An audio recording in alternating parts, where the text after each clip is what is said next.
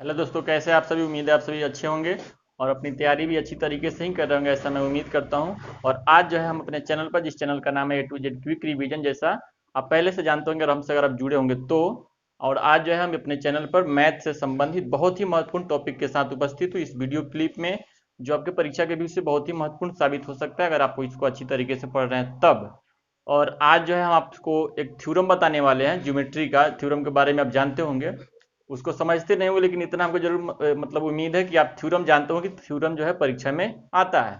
और बिहार बोर्ड की बात करें, अगर इसके सिलेबस की बात करें तो आपको इसमें 11 गो थ्योरम पढ़ना है, जिसमें से निश्चित रूप से परीक्षा में आपको एक या दो थ्योरम आपको देखने के लिए मिल ही जाता है। तो आज बहुत बात नहीं करते हुए हम चाहते हैं कि अगर आप मेरे चैनल को सब्सक्राइब नहीं किए तो प्लीज चैनल को सब्सक्राइब कर लीजिए। अगर सब्सक्राइब किए हैं तो बहुत अच्छी बात है। और अपने आप को मैथ में अच्छा करना चाहते हैं, इंप्रूव करना चाहते हैं, मैथ को समझना चाहते हैं और मैथ से आपको डर लगता है तो उसको डर को खत्म करने के लिए आप हमसे जुड़ सकते हैं। और इसके पहले जो है समांतर श्रेणी से संबंधित बहुत सारा वीडियो क्लिप मेरे चैनल पर उपलब्ध है, अगर उसको देखना चाहते हैं तो उसका लिंक जो है इस वीडियो के डिस्क्रिप्शन में दिया हुआ है और उसका थंबनेल आपको स्क्रीन पर दिख रहा है। इस थंबनेल को देख करके आप उसके उसके डिस्क्रिप्शन में जाकर के उसके लिंक को लेकर के आप उस वीडियो को पहले देख सकते हैं। और आज जो है हम थ्योरम को लेकर के आए हैं, जिस थ्योरम का आपके अगर बिहार बोर्ड की बात करें उसमें भारती भवन के पुस्तक से जो है 5 नंबर थ्योरम है, जिसको हम अभी एक्सप्लेन करेंगे इस वीडियो में। तो चलिए देर नहीं करते हुए इसका पहले साधारण प्रतिक्रिया देखिए। आपके स्क्रीन पर साधारण प्रतिक्रिया लगा हुआ है, साधारण प्रतिक्रिया को ध्यान से पढ़िए क्या चीज लिखा हुआ है, फिर आगे की चीजों को हम धीरे धीरे समझते चलेंगे। चलिए क्वेश्चन पढ़िए। क्वेश्चन एक बार हम पढ़ देते हैं। क्वेश्चन क्या कह रहा है, कह रहा है बंद कर बंद कर बंद कर बंद कर ऑन। चलिए क्वेश्चन को ध्यान से समझिए। क्वेश्चन मतलब जब हम कोई थ्योरम पढ़ेंगे, जिसको हम प्रमेय बोलते हैं हिंदी में और अंग्रेजी में उसको थ्योरम बोलते हैं, तो थ्योरम में क्या होता है उसके पहले उसमें जो क्वेश्चन होता है उस क्वेश्चन को बोलते हैं साधारण प्रतिज्ञा। आपको स्क्रीन पर क्वेश्चन दिख रहा होगा, जिसको हम बार बार क्वेश्चन बोल रहे हैं, दरअसल उसको हम ज्योमेट्री की भाषा में क्या बोलते हैं, साधारण प्रतिज्ञा बोलते हैं। तो साधारण प्रतिज्ञा के आधार पर ही आगे की चीजों को हम क्लियर करते हैं। ज्योमेट्री है, जैसा आपको पहले से मालूम होगा कि ज्योमेट्री को थोड़ा सा दिमाग पर जोड़ दे करके समझना पड़ता है। और एक बार में चाहेंगे कि समझे तो बहुत मुश्किल होता है, अगर समझ तो जाते हैं लेकिन अगर उसको बहुत अच्छी तरीके से क्लियर करना चाहते हैं तो आपको इस वीडियो को रिवाइज कर एक दो बार देख लेते हैं तो धीरे धीरे चीज सारी सारी चीजें क्लियर हो जाएगी। तो चलिए अभी के जो क्वेश्चन जो लगा, जो साधारण प्रतिज्ञा में क्या कर रहे हैं बहुत ही ध्यान से पढ़िए उसको और एक बार हम पढ़ के सुनाते हैं आपको। क्या लिखा हुआ कि यदि किसी त्रिभुज का एक कोण दूसरे त्रिभुज के एक कोण के बराबर हो और इन कोणों को आंतरित करने वाली भुजाएं अनुपातिक हो तो त्रिभुज क्या होते हैं, समरूप होते हैं। आगे की चीजों को बनाने से पहले आपको साधारण प्रतिज्ञा को समझना होगा। इसमें क्या कह रहा है, कह रहा है किसी त्रिभुज का एक कोण किसी दूसरे त्रिभुज के एक कोण के बराबर हो, यानी सीधी सी बात है त्रिभुज का एगो दूगो होगा। उसमें क्या कह रहा है, एक त्रिभुज का एक कोण दूसरे त्रिभुज के एक कोण के बराबर हो और उन कोणों को आंतरित करने वाली भुजाएं क्या हो, अनुपातिक हो, यानी उसका अनुपात आपस में क्या हो, बराबर हो। तो हमको सिद्ध करना है कि वो दोनों जो त्रिभुज होगा क्या होगा, समरूप होगा। यानी साधारण प्रतिज्ञा पढ़ने से स्पष्ट रूप से पता चल रहा है कि सबसे पहले हमको क्या बनाना पड़ेगा, दो त्रिभुज बनाना होगा। क्या बनाना होगा, दो ठो त्रिभुज। तो चलिए बोर्ड पर आते हैं, पहले हम त्रिभुज बना लेते हैं। अगर त्रिभुज कह रहा है तो सबसे पहले क्या करेंगे, दो ठो त्रिभुज बनाना है अगर हमको, तो एक ठो बना लिए हम त्रिभुज जिसका नाम दे दिए ए बी सी, क्लियर है। और एक तो दूसरा त्रिभुज बना है जिसका नाम दे दिए हम डी ई एफ, क्लियर है। अब देखिए हम क्या किए, इसमें कह रहा है कि दो समरूप त्रिभुज है, यानी दो पहले हमको त्रिभुज बनाना होगा। एक त्रिभुज बना लिए ए बी सी और एक तो बना लिए डी ई एफ, क्लियर है। अब इसमें क्या कह रहा है, कह रहा है कि एक त्रिभुज का एक कोण, यानी इस त्रिभुज का हम एक कोण ले लिए जिसका क्या नाम है, ए है, हम ए ले लिए। और देखिए इसी का संगत कौन होगा, इसमें डी होगा। और जो कह रहा है कि बराबर, यानी ए बराबर क्या मान लिए हम, डी मान लिए। आगे क्या कह रहा है कि इन कोणों को आंतरित करने वाली भुजाएं, आपके स्क्रीन पर जो साधारण प्रतिज्ञा लगा उसको आप पढ़िए, इसमें सब चीज लिखा होगा। क्या कह रहा है कि इन कोणों को आंतरित करने वाली भुजाएं, मतलब क्या, ये जो कोण बन रहा है ए, क्लियर है, ये ए जो कोण बना है कौन कौन भुजा से बना है, ए बी से और ए सी से। और ये जो डी बन रहा है किससे किससे बना है, डीई से और डीएफ से। क्या कह रहा है कि कोण बराबर है और इस कोण को जो आंतरित करने वाली जो भुजाएं हैं उसका भी अनुपात आपस में क्या है, बराबर है, क्लियर है। तो सीध क्या करना है कि एबीसी समरूप त्रिभुज डीई एफ, क्लियर है। अब आगे देखिए हम क्या करेंगे। साधारण प्रतिज्ञा आपको स्क्रीन पर लगा हुआ, वहां से उठा लीजिए उसको। और विशेष प्रतिज्ञा में क्या करते हैं, विशेष प्रतिज्ञा, विशेष प्रतिज्ञा, इसमें हम जो चीज माने हैं उसी को लिखते हैं। क्या लिखेंगे, माना कि ए बी सी तथा डी ई एफ दो त्रिभुज हैं जिसमें क्या चीज देखे, ए बराबर डी, क्या चीज है, कोण ए बराबर कोण डी। और क्या चीज कह रहा है कि जो कोण को बनाने वाली भुजा इसमें कौन है, ए बी, और इसमें क्या है, डी ई, तो इसका रेशियो कह रहा है, यानी ए बी बटा डी बराबर होगा ए सी बटा डी एफ। क्लियर है। चलो, इतना चीज आपको साधारण प्रतिज्ञा में जो दिया था उसको पढ़ करके अगर हम माने विशेष रूप से, विशेष प्रतिज्ञा में, तो क्या मान लिए कि ए बराबर हम डी मान लिए, और चूंकि इसको बनाने वाली भुजा क्या है, ए बी है, और इसको बनाने वाली क्या है, डी है, तो इसका रेशियो जो है, और ए सी और डी एफ का रेशियो आपस में क्या है, बराबर है। क्लियर है। यानी विशेष प्रतिज्ञा में इतना सारा चीज हमको दिया हुआ। क्लियर है। चलिए आगे देखते हैं। आगे अब इसमें अब इतना तो हो गया, आगे लिखेंगे सिद्ध करना है, सिद्ध करना है। क्या सिद्ध करना है, त्रिभुज ए बी सी समरूप त्रिभुज डी ई एफ। क्लियर। इतना सारा जो डाटा दिया आपको, कोण ए बराबर कोण डी, ए बी बटा डी ई बराबर ए सी बटा डी एफ, इसी के आधार पर आपको क्या प्रूव करना है, आपकी दोनों त्रिभुजों का क्या होगा, समरूप होगा। क्लियर है। तो हम यहां लिख दिए सिद्ध करना है त्रिभुज एबीसी समरूप त्रिभुज डी ई एफ। आगे आते हैं हम, अगले स्टेप में होता है रचना। क्या होता है, रचना। रचना में करना क्या समझिए, रचना को यहां हम बता देते हैं। रचना करने का मतलब क्या होता है, इसमें एडिशनल पॉइंट होता है। इसमें रचना का क्वेश्चन से कोई संबंध नहीं है, बस इसका इतना ही मतलब है कि हम क्वेश्चन को आसानी से हल कर सके, उसको आसानी से सॉर्ट आउट कर सके, इसीलिए हम किसका सहारा लेते हैं, रचना का सहारा लेते हैं। रचना क्या करेंगे समझिएगा ध्यान से। हम क्या किए, देखिए ई बड़ा त्रिभुज है और ई जो है छोटा त्रिभुज है। क्लियर। तो ई बड़ा त्रिभुज है, इसका मतलब क्या होगा कि ए बी बड़ा भुजा होगा और डी क्या होगा, छोटा होगा। जैसे मान लो कि एज एग्जाम्पल के रूप में ई 8 सेमी का है और ई कितना का है, 5 का है, क्योंकि छोटा है। तो हम क्या कर सकते हैं, हाई जो 5 है इसमें से 5 सेमी का टुकड़ा तो काटिए सकते हैं। यहां से यहां मान लीजिए 5 है, यहां से यहां क्या हो सकता है 3। हम यही समझाने का प्रयास कर रहे हैं कि छोटा है और ये क्या है, बड़ा है। तो छोटे के साइज का ये बड़का में से नहीं काट सकते, काट सकते हैं। तो चलिए अब हम करेंगे क्या, यही काम करेंगे। हम जो डी है ना, डी के इक्वल जो है ए बी में से कोई लाइन काटेंगे, यहां से काट लिया, जिसका नाम हम दे दिए एम। क्या दिए, एम। यानी ए एम जो है किसके बराबर काटे, डी ई के बराबर। क्लियर। और इधर देखिए, इधर भी ए सी बड़ा है और डी एफ क्या है, छोटा है। तो डी एफ के बराबर हम ए सी में से काटेंगे। मान लें कि यहां से हम काट देते, ई जो साइज होगा इसके इक्वल होगा, इसका नाम हम क्या दे दिए, एन। क्लियर है। रचना में क्या करें, ध्यान से समझिएगा। ए बी में से हम क्या काटे, ए बी से हम काट लिए ए एम, किसके बराबर, डी ई के। और ए सी से भी काट लिए ए एन, ई किसके बराबर, डी एफ के, काट लिए। और उसके बाद क्या करेंगे, एम से एन को मिला देंगे। क्लियर है। रचना को समझिएगा ध्यान से। क्या किया हम, ए बी से एक रेखा ए एम डी के बराबर और ए सी से एक रेखा ए एन किसके बराबर, डी एफ के बराबर काटा। काटने के बाद क्या किए, एम को एन से मिलाया। क्लियर। उम्मीद है आप इसको समझ रहे होंगे। और इसी चीज को अब लिखेंगे हम, क्या लिखेंगे, जो बात आपको हम बताएं उसको लिखेंगे। ए बी से ए एम बराबर डीई। क्लियर। ए बी से ए एम बराबर डीई तथा ए सी से ए एन बराबर डी एफ। क्या किया, काटा। क्या किया, काटा। क्लियर है। उसके बाद क्या किया, एम से एन को मिलाया, एम से एन को मिलाया। क्लियर है। यही हो गया आपका रचना हो गया। क्लियर है ना। देखिए अब रचना में क्या, फिर से डिवाइड कर देते हैं। ए बी से ए एम काट लिए, ए सी से कथी काट लिए, ए एन। दोनों किस किसके बराबर है, डी के और डी एफ के। यही क्या था आपका, रचना था। क्लियर है। अब सब हो जाने के बाद अब हम क्या करेंगे, प्रमाण करेंगे, इसको प्रमाणित या इसको प्रमाण लिखते हैं।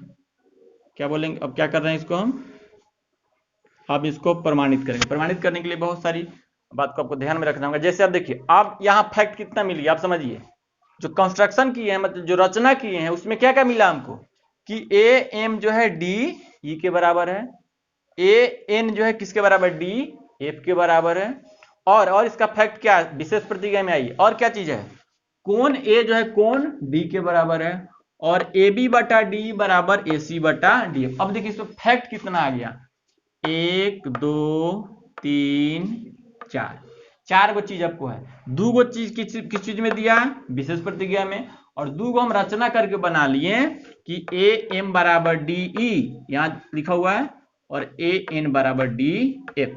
क्लियर है। और उसके बाद क्या किए, एम से एन को हम मिला दिए। अब फैक्ट जितना सारा मेरे पास उपलब्ध है इसी के आधार पर आप प्रूव करेंगे कि दोनों जो है क्या है, समरूप है। क्लियर है। अब आगे देखिए इसमें क्या करेंगे। अब सबसे पहले देखो ये छोटा वाला त्रिभुज लो, इसका नाम क्या है, त्रिभुज एम ए एन। क्लियर है, एम ए एन छोटा ले रहे हैं, इसमें लो एवं चाहे तथा लिख सकते हैं, त्रिभुज डी ई एफ। क्लियर है। इस दोनों जो छोटा वाला त्रिभुज है इस दोनों को काउंट कर रहे हैं हम, इसमें हम छोटा ले लिए ए एम एन और इसमें ले लिए डी ई एफ। ठीक है। और इस दोनों में देखेंगे समानता क्या है, क्या समानता है, देखिए इसमें देखिए छोटका त्रिभुज देखते हैं, इसको भी छोटका को देख रहे हैं, इसमें ए जो है किसके बराबर है, डी के, यानी दोनों छोटका में देखिए तो ए को कौन बराबर आ रहा है, कौन ए बराबर कौन डी। क्लियर है। और इसमें देखो ए एम जो है किसके बराबर, डी ई के। कैसे बराबर है, तो रचना की है, देखिए यहां रचना से क्या हो गया, ए एम बराबर डी ई और ए एन बराबर डी एफ। ये दोनों त्रिभुज में देखे अगर हम तो इतना तो समानता ही है। क्या है, कौन इस त्रिभुज में कौन ए देखिए, उसमें जा कौन डी, इधर आ जाओ, इधर भुजा क्या है ए एम, उधर वाला इसका भुजा क्या है डी ई, फिर इधर ए एन बराबर क्या उधर डी एफ। क्लियर है। अब इस दोनों त्रिभुज में क्या देखें, 2 गो जो भुजा है बराबर है, अब बीच का कोण भी क्या है बराबर है। क्लियर, बंद कर दो। चलिए अब इस दोनों त्रिभुज में देखिए, इस दोनों त्रिभुज में क्या देखें, मतलब ये जो दोनों जो छोटा त्रिभुज है इसमें हम क्या देखे कि इसमें एक जो कोण है बराबर है, मतलब एक संगत कोण दोनों का एक होगा, और इसकी जो भुजाएं हैं 2 गो, दोनों भुजा क्या आपस में, इसका सोर्स लिखो, अभी लिखा गया कहां से, तो ये जो दोनों चीज हम लिखे हैं कहां से लिखे हैं, देख लो यहाँ कहां चीज लिखा हुआ है, रचना में हम लिखेंगे यहाँ कहां से, तो रचना से। और कोण ए बराबर कोण डी, ये चीज कहां से लिखे हम, देख लीजिए कहां है, विशेष प्रतिज्ञा से। जरूरी होता है लिखना इसको, विशेष प्रतिज्ञा। ठीक है। अब इसमें देखिए आगे हम क्या करेंगे, अब इस दोनों त्रिभुज में देखें कि 2 गो भुजा और एक कोण क्या है आपस में बराबर है। यानी एक तो चीज होता है 9th क्लास में पढ़ा जाता है, 9th क्लास में वो चीज पढ़ने वाला विषय है, तो ज्योमेट्री में ही पढ़े होंगे, कहीं नहीं पढ़े होंगे तो समझ लीजिए, उसको बोलते हैं S A S, S A S मतलब साइड एंगल साइड, भुजा कोण भुजा। अब इसमें देख लो भुजा कोण भुजा, भुजा कोण भुजा, यानी इसको बोलते हैं क्राइटेरिया जिसका नाम होता है एस ए एस, यानी एस ए एस के क्राइटेरिया से दोनों त्रिभुज क्या हो जाएगा, सर्वांग सम। क्या होगा, आपको 10th में सर्वांग सम नहीं पढ़ना है लेकिन 9th में पढ़ना था, और उस समय पढ़े होंगे तो आप चीजों को समझ रहे होंगे, नहीं समझ रहे हैं तो आपको समझना पड़ेगा, दूसरा कोई उपाय नहीं है। आपको इसका रूल समझना होगा कि जब 2 गो त्रिभुज इस तरह से हो कि उसका 2 गो भुजा और एक कोण आपस में क्या हो बराबर हो, तो दोनों त्रिभुज क्या होता है, सर्वांग सम होता है। इसीलिए एस ए एस सर्वांग समता से, किससे, सर्वांग समता से क्या हो जाएगा, त्रिभुज ए एम एन, यानी दोनों छोटा त्रिभुज लिख लो, ए एम एन सर्वांग सम का चिन्ह यही होता है, त्रिभुज डी ई एफ। क्लियर है। उम्मीद है इतना आप समझ रहे होंगे। यानी जो भुजा और कोण बराबर है इसी कारण से क्या हुआ, जो दोनों जो छोटा जो त्रिभुज है दोनों त्रिभुज क्या हो जाएगा, सर्वांग सम। क्या हो जाएगा, सर्वांग सम। सर्वांग सम का मतलब क्या होता है, सर्व अंग सम, माने पूरा बराबर होगा वो। अभी जो दोनों जो छोटा त्रिभुज है ना, अब इसका पूरा अंग बराबर होगा, यानी कोण ए बराबर कोण डी, कोण एम बराबर कोण ई, कोण एन बराबर कोण एफ, और एम एन जो भुजा होगा ई एफ के बराबर होगा। लेकिन हमको जिससे काम है केवल हम उतना ही लेंगे। अब इसमें समझो हम क्या करेंगे, चूंकि दोनों सर्वांग हो गया इसलिए इसका संगत कोण आपस में क्या होगा, बराबर होगा। अब समझो संगत कोण कौन है। एम जो है ये एम का संगत कौन है, ई है, क्लियर। और जो एन है, एन का संगत कौन है, एफ है, ठीक है। यानी जब सर्वांग हो गया तो हम इसलिए लिख सकते हैं कि कोण एम जो है कोण ई के बराबर है और कोण एन जो है कोण एफ के बराबर है। अब पहले से भी हमको पता है, पहले से ही पता है हमको जो कोण ए जो है कोण डी के बराबर, इधर कहीं लिखा हुआ विशेष प्रतिज्ञा में। यानी मुख्य रूप से हम आप समझ गए कि कोण एम जो है कोण ई के बराबर है और कोण एन जो है कोण एफ के बराबर, इतना समझ गए। चलिए अब आगे आते हैं। अब आगे देखिए आप, क्वेश्चन में वो चीज दिया हुआ है, क्वेश्चन में दिया हुआ है कि ए बी, यहां लिखते हैं प्रश्न से, कहां से, प्रश्न से या विशेष प्रतिज्ञा से। यहां देखिए विशेष प्रतिज्ञा में वो चीज दिया, देखिए ए बी बटा डी या ए सी बटा डी एफ लिखेंगे। क्या चीज दिया हुआ है, ए बी बटा डी ई और ए सी बटा डी एफ। यहां समझने वाली बात समझिएगा, चाहे तो आप प्रश्न से लिखे या नहीं तो अगर चाहे तो आप विशेष प्रतिज्ञा से भी लिख सकते हैं, विशेष प्रतिज्ञा से, दोनों सही है। अब देखो यहां ए बी बटा, चलिए देखिए ए बी, अब देखिए विशेष प्रतिज्ञा में क्या दिया था, ए बी बटा डी बराबर ए सी बटा डी एफ, यहां चीज दिया हुआ। अब यहां समझिए इसको,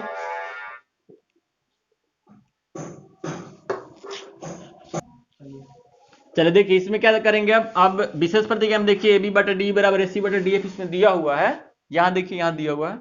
अब यहां क्या देखिए, रचना में देखिए क्या है, ए बी जो है ना एम जो है डी के बराबर है, यानी डी के जगह पर हम क्या लिख सकते हैं, ए एम, वही चीज करेंगे। यहां तो डी एम से डी को हटा और यहां लिख दो ए एम बराबर ए सी लिखो, और नीचे क्या है डी एफ। यहां देखिए आप डी एफ किसके इक्वल है, ए एन के इक्वल है, तो यहां हम क्या लिखेंगे, ए एन। क्लियर है, उम्मीद है आप इस चीज को समझ रहे होंगे। ये चीज जो बराबर की हम रचना से किए हैं, यहाँ रचना में देखो ना जी, एम जो किसके बराबर, डी ई के बराबर है, तो यानी डी की जगह पर हम क्या डाल दिए, एम डाल दिए। और डी एफ किसके बराबर था, डी एफ किसके बराबर है, एन के, डी एफ को हटा दिए और यहाँ क्या डाल दिए हम, ए एन डाल दिए। क्लियर है। अब आप थोड़ा अपने दिमाग को रिमाइंड करके उसको थोड़ा सा फ्लैशबैक में ले जाइए, 1 नंबर थ्योरम पर या 2 नंबर पर। 1 नंबर या 2 नंबर थ्योरम में क्या पढ़े हम लोग। अब इस चीज को, आप इस रेशियो को देखिए और इस फिगर को देखिए। सबसे पहले इस फिगर को देखें अगर आप, तो थेल्स प्रमेय का फिगर है, किसका फिगर है, 1 नंबर और 2 नंबर में फिगर में ही ना बनाते हैं, ठीक है। तो इसमें आप देखो ए बी बटा ए एम, ए बी बटा ए एम पूरा बटा आधा, देखो ए सी बटा एन यानी पूरा बटा आधा, किसका गुण है, थेल्स प्रमेय का विलोम है ना, कि भुजा का अनुपात अगर बराबर हो तो रेखा कैसन होगा, समांतर होगा। पढ़े ना 2 नंबर थ्योरम में। चलिए तो उसी का भी इंप्लीमेंट इसमें करेंगे हम, अभी जो है इस थ्योरम में उसी को इंक्लूड करेंगे। यानी चूंकि इसका रेशियो बराबर है इसलिए क्या होगा, एम एन जो होगा समानांतर होगा किसके, बीसी के, कैसे, तो थेल्स प्रमेय के विलोम से। अब आगे लिखेंगे हम किसके विलोम से, थेल्स प्रमेय के विलोम से, किसके विलोम से, थेल्स प्रमेय के विलोम से क्या हो जाएगा, बीसी जो होगा समानांतर होगा एम एन के समानांतर होगा। क्लियर है, कम बंद कर, समानांतर हो गया। चलिए देखिए क्या देखे अभी तक हम, अभी तक क्या देखे हम कि थेल्स प्रमेय के विलोम से चूंकि अनुपात बराबर है इसलिए क्या होगा, बीसी जो होगा समानांतर होगा एम एन की। उम्मीद है आप थेल्स प्रमेय 1 नंबर थ्योरम या 2 नंबर थ्योरम पढ़े होंगे। अगर नहीं पढ़े हैं तो इस मेरे चैनल पर जो है यह थ्योरम ऑलरेडी उपलब्ध है, पहले उसको अगर देख लेते हैं आप, तब ये चीज आपको आसानी से समझ में आ जाएगी। फिलहाल इसी को समझते हैं, बीसी समानांतर क्या हो गया, एम एन हो गया। अब फिर 9th क्लास में फ्लैशबैक करते हैं थोड़ा, संगत कोण, एकांतर कोण, अंतः कोण, ये सारा जो चीज होता है किसमें होता है, जैसे इसका एक प्रॉपर्टी आपको हम बता रहे हैं, इसमें क्या होता है, ये दो समानांतर रेखा है और ये कौन रेखा है, तिर्यक रेखा है। तो ये जो संगत कोण होता है आपस में क्या होता है, बराबर। इस थ्योरी को आपको समझना होगा, अगर नहीं समझे तो जानिए, पहले से जानते हैं तो ठीक है। तो समानांतर रेखा को तिर्यक रेखा काटती है तो संगत कोण आपस में क्या होता है। चलिए देखिए इसमें क्या देखें, आपको हम क्या बता रहे थे, यही बता रहे थे कि जब दो समांतर रेखाओं को जब तिर्यक रेखा प्रतिच्छेद करती है तो संगत कोण क्या होता है, बराबर होता है। बहुत सारा कोण होता है लेकिन आपको स्पेशल पढ़ना है इसमें संगत कोण के बारे में। जैसे पहले उधर हम डायग्राम बना के समझा दिए हैं, वही चीज इसमें है। देखो ये दोनों जो रेखा है कैसा रेखा है, समानांतर है, यहाँ पढ़ लिए। और ये कौन रेखा है, तिर्यक रेखा है। तो ये दोनों कोण क्या होगा, संगत कोण होगा। और संगत कोण होने के बराबर दोनों कोण आपस में क्या होगा, बराबर होगा। यानी कोण एम बराबर कोण बी। यहां लिखेंगे इसलिए कोण एम बराबर कोण बी। उसी तरह से देख लो इधर से कोण एन जो होगा कोण सी के बराबर होगा। कोण एन बराबर कोण सी, किस कोण से, तो लिख देंगे इधर एकांतर कोण, माफ कीजिएगा संगत कोण से। संगत कोण। अब यहीं से आपको समझने वाली बात है, अब समझिए ध्यान से। कोण अभी हम क्या पढ़े, इसमें दो बात पढ़ ली अभी यहां देखो भाई m बराबर ई, m जो है e के बराबर है। और अभी हम क्या यहां पढ़ ली कि m जो है b के बराबर है। इसका क्या मतलब हुआ, कोण b या कोण e आपस में क्या है, बराबर है। एक छोटे से एग्जांपल से समझाया अगर आपको हम, जैसे ई 40 डिग्री का हम मान लीजिए और इसी m के बराबर देखो यहाँ क्या है, e है, यानी e। तो e अगर 40 डिग्री है तो ये भी कितना होगा, 40। ठीक है। अब यहां वाला निष्कर्ष पर होगा m बराबर b, यानी e इसके बराबर जो है b, यानी e 40 है तो ये भी क्या होगा, 40। नॉर्मल कॉमन सेंस की बात है। देखो ये भी 40 हो गया और ये भी 40 हो गया।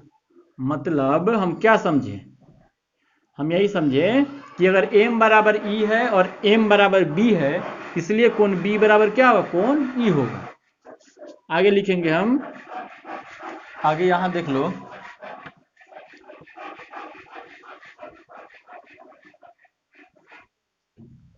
आगे क्या हो जाएगा, यहां लिखेंगे इसलिए कोण b बराबर e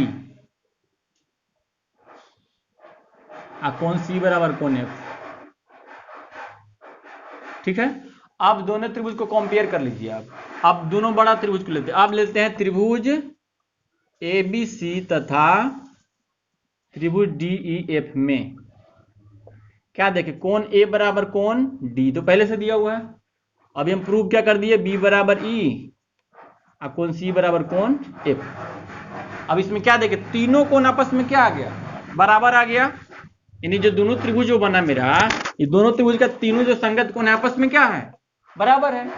और जब तीनों संगत कोण बराबर आ गया यानी दोनों त्रिभुज का हो गया, समकोणिक हो गया। तो बोलेंगे हम अतः त्रिभुज क्या होंगे, समरूप होंगे। लिखेंगे चूंकि ये दोनों त्रिभुज क्या हो गए, समकोणिक हो गए। क्या हो गए, समकोणिक हैं, इसलिए त्रिभुज ABC समरूप त्रिभुज DEF प्रूव हो गया। क्लियर है। उम्मीद है आपको ये थ्योरम समझ में आया होगा। अगर नहीं भी आया होगा, चूंकि हम अपने स्तर से बहुत ही बेहतरीन तरीके से समझाने का प्रयास किया, फिर भी अगर आपको अगर कोई परेशानी है, अगर नहीं समझ पाए किसी स्टेप को, तो वीडियो को पॉज करके, रुका करके, रिवाइज करके, जैसे भी चाहे आप इसको देखिए, समझिए। और एक बार पहले ही बोलते हैं, चूंकि ज्योमेट्री है, इसको चाहे कि एक प्रथम बार में समझ में आ जाए तो बहुत ही मुश्किल होता है। एक दो बार आपको देखना ही पड़ेगा और फैक्ट को याद रखना है जी। कोई चीज कहां से लिखा जा रहा है, लिखने का कारण क्या है, उसका स्रोत क्या है, कंडीशन क्या है, टर्म कंडीशन को समझते हैं, उसके गुण को समझते हैं, तो आपको ज्योमेट्री आपको बेहतर लगेगा, अच्छा लगेगा। अगर नहीं जानते हैं उस चीजों को तब आपको बोर लगेगा। तो उम्मीद है आप इस मेरे वीडियो को पसंद करेंगे, पढ़ेंगे, परीक्षा के पॉइंट ऑफ व्यू से, चूंकि बहुत ही महत्वपूर्ण है। तो मिलते हैं अगले वीडियो में, तब तक के लिए थैंक यू, बाय बाय।